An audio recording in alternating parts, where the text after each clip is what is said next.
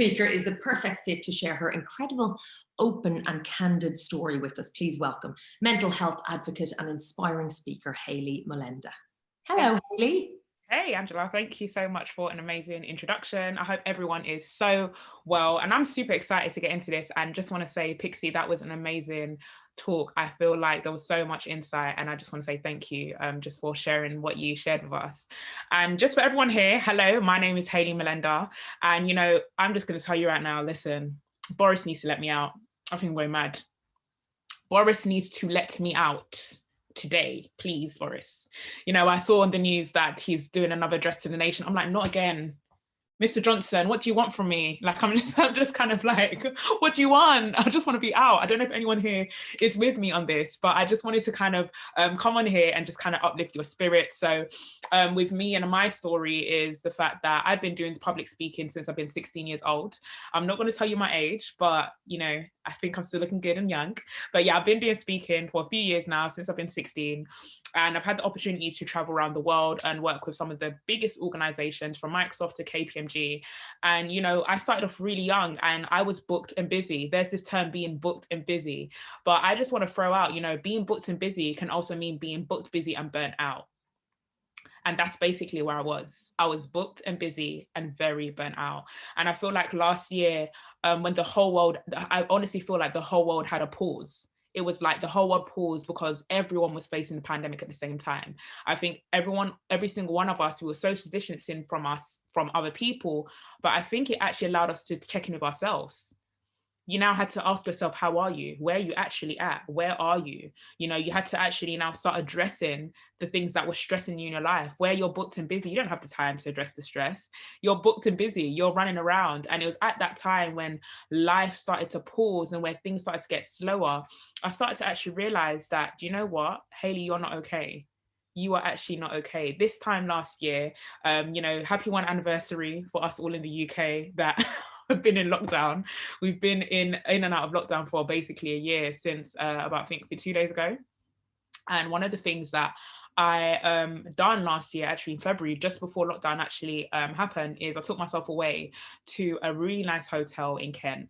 I spent some time checking in with myself, you know, doing all that self-love stuff, you know, treat myself to breakfast, walks along the coast. And I really had to check in with myself and ask myself a lot of questions, and ask myself, where am I at?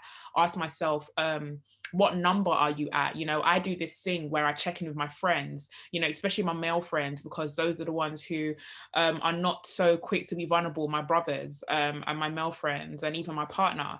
And I check in and say, on a scale of 1 to 10, where you at? Let me know where you're at. Let me know where you're at, because, you know, it's so easy right now to kind of, how to explain it, to show a profile but not show a person.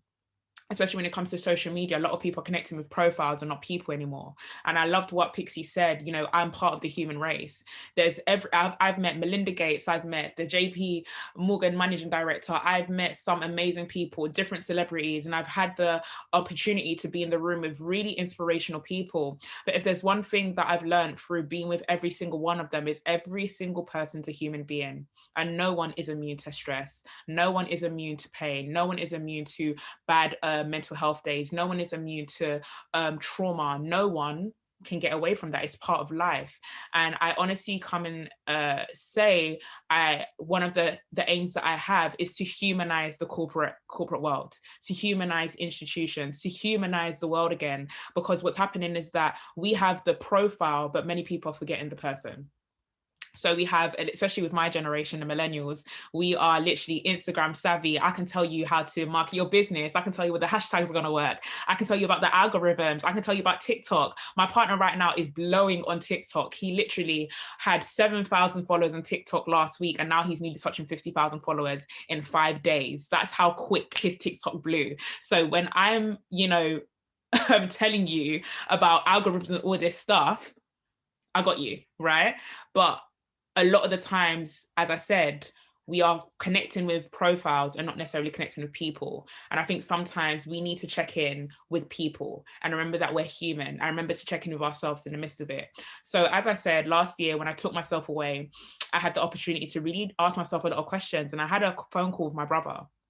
And I remember having this phone call with my older brother, and I was telling him, I'm really stressed out. I'm so burnt out. And I always say that the conversations with my brother have been the most impactful conversations of my life. Because in 2016, unfortunately, I got into a really bad place, and I actually nearly committed suicide when I was 18 years old. And I remember literally being in my first year of uni, and my mum literally rushed down to bring me back home because she heard that it got really bad. And I was in my house. To be very honest with you, trigger warning, I wasn't brushing my teeth. I wasn't getting up. I was literally not showering. My personal hygiene went down the drain, literally. And I remember having a conversation with my older brother at that time in 2016, because what happened is that my older brother literally was the person helping me and looking after me, because my mum actually had to travel to Uganda for a family emergency. And my older brother's the person who was looking after me at the time. And I remember he was working a 9 to 5. So sometimes he'd be calling me, but he'd have to be on mute. So just so he could hear me breathing on the phone, just so he could know that I'm there, and I'm 18 years old. And I always say this, listen, the reality is that suicide is increasing, but the age is decreasing. And this is why I'm here to share my story, to not only just spread awareness, but also to actually show that there's a light at the end of the tunnel, because I'm not in that place, and to give hope. And that's what I hope to do, inspire people to know that there is hope. And with my brother, I remember when there was a day when I actually decided, I want to take my life this day.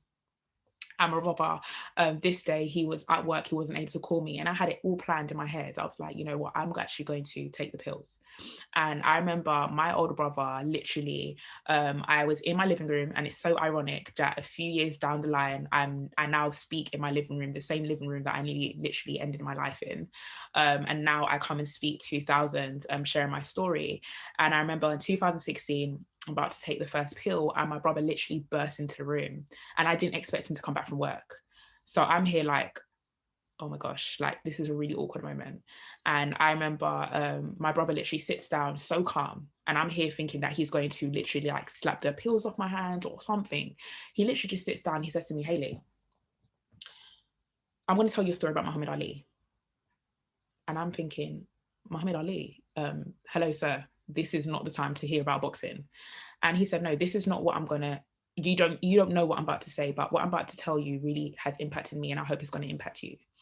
And he says to me, Hayley, one of the things that I've known about Muhammad Ali is that he goes into the ring and everyone's screaming, Muhammad Ali, fly like a butterfly, sting like a bee, fly like a butterfly, sting like a bee. And they're cheering him on, and he's in, and he's about to fight, and he gets swinging, left, right, jab, everything, right? And sometimes Muhammad Ali gets knocked down. And when he gets knocked down, everyone is cheering hard, saying, Muhammad, get up and fight. Muhammad, you can do this. Muhammad, get up and fight. But then my brother told me, it's up to Muhammad to actually get up and fight. Everyone can be cheering him on, but it's actually up to Muhammad to get up and fight. He turns to me and says, Hayley, mum could be cheering you on, I could be cheering you on, your best friend could be cheering you on, everyone can be cheering you on, saying, Hayley, get up and fight. But it's up to you whether you're going to pick yourself up and fight. And it was at that moment, my brother made a really hard decision that day. And that's a decision that probably changed my life. He left the room and he left the pills with me. And as my brother left me in the room, he made the decision to leave me with the pills, and I made the decision to stand here. So I'll sit here and tell you my story and tell you that there is a light at the end of the tunnel. So in terms of being booked, busy, burnt out, last year I was burnt out again. Literally traveling, and I've had the opportunity to travel to America, Uganda, Belgium, Norway. I've had the opportunity to travel around the world, all over the UK, and on top of that, I'm in university, well, final year, thank God. I can't wait to get out of here, but anyways, being burnt out, had another conversation with my brother is like my sensei, my guru. He's the person I call when I need that wisdom, because he picks me up in my lowest moments. And I'm so happy I have a brother that I can actually call my best friend as well. And he comes and says to me, Hayley, you are so amazing, you're doing everything to be functioning, but are you fulfilled? You are doing all these speaking engagements, you're traveling around, you're doing all this uni stuff, you are so inspiring, doing a podcast, everything. You are doing all these things. But it says, Hayley, when you were young, you used to love music. When you were young, you used to love drawing. When you was young, you was doing basketball. What about the inner child? What did you do as a child that you neglected growing up because of being booked and busy? I remember leaving that conversation and asking myself, what makes me fulfilled, what makes me happy, and what nurtures my inner child. Last year, at the end, when everything did lift, I was able to actually go back into the studio, and I actually jumped into the studio and started making music. And I started focusing on my happiness and investing into my happiness. I was no longer being booked and busy and burnt out, but I went from literally being functioning to fulfilled. And last year I had the opportunity to literally create my debut single that actually came out on the 26th of February. And we actually charted in number 5 on the day of my release in the rap charts. And my music video actually just hit 40,000 views literally today. And that literally just came from a conversation with my older brother, reminding me not to be booked and busy and burnt out.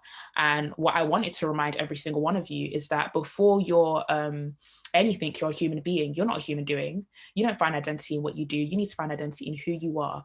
What fulfills you? What makes you happy? Every single one of us has that inner child within us that is still asking you, why did you neglect this as a child? Why did you leave this? So I guess what I want you to all take away from my talk and take away from what I'm saying is, what's the one thing that you neglected because of being booked and busy?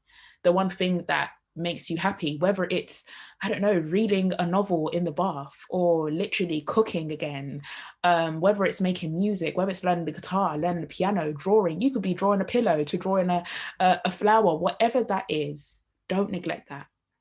Don't neglect that. If there's something that I want everyone to take away from this pandemic, is that life is for the living. We literally saw tolls rise up. And I think it really triggered a lot of us to really just remember to live. And with someone like me who has been very close to one of the darkest places, and I would never wish it on anyone, and this is why I do what I do, this is why I dedicate my time to help other people get out of that place and to share my story. With someone that has been in the darkest places, one of the darkest places, I can only just encourage you that investing into your happiness is how you want to stay in the light. Investing into that inner child, investing into what is going to keep you fulfilled, and just remembering that you are a human being and not a human doing. You find identity in who you are and not what you do. Don't forget about a lot of us find identity in the LinkedIn titles. LinkedIn titles change. You will never change. LinkedIn titles change. I see people changing their LinkedIn titles all the time, and a lot of people find identity in the titles and the CEO. And listen, you can be a great CEO, but there is no happiness if you're a great CEO but you're not a great person. Sharpen you, invest into you, build you. So I hope me going to the studio and me starting my rap career, literally I'm a music artist now. My music artist name is not Hayley Mulenda, by the way. That's obviously my real name, but my music artist name is completely different. And yeah, I hope that this is going to inspire you to just pursue what you love. Life is for the living. And yeah, thank you guys for listening.